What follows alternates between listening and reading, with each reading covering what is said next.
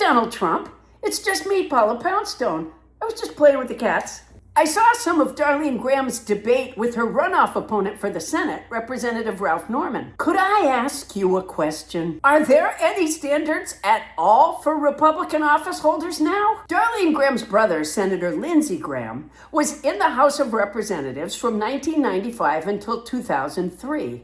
And was a U.S. Senator from South Carolina from 2003 until his death in 2026. At which point, South Carolina's governor appointed Darlene to Lindsey's Senate seat until the end of his term, and now she's running to keep that seat. Certainly there have been some spouses who took over for their husbands in government successfully. Margaret Chase Smith of Maine, who spoke out against Senator Joe McCarthy, comes to mind. You remember Senator Joe McCarthy, who accused everyone of being communists and created a feeling of paranoia in the country in order to amass his own power? The McCarthy era was one of the darkest in our country's history. Surely you remember it.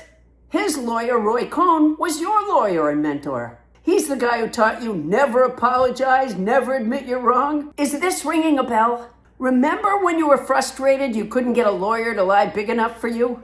You said, "Where's my Roy Cohn?" That was the inspiration for the game you and Todd Blanche play in the Oval Office, where you sit at the desk and yell, "Where's my Roy Cohn?" And your Attorney General, Todd Blanche, pops up from behind the couch, puts his little hands in the air and yells, "Here I am." Yeah, that Roy Cohn, that Joe McCarthy.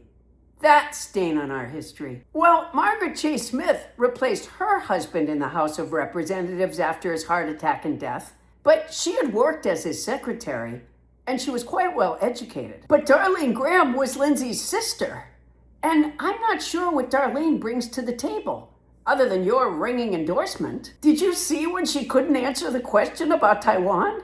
She did say, "I'm just going to be honest, I'm not that informed on national security." Later on Fox News, she corrected that debate mistake, saying, "Of course Taiwan is our friend, but I think the people of South Carolina are more concerned about making ends meet. They're concerned about boys and girls sports." I heard you going to South Carolina to campaign for her.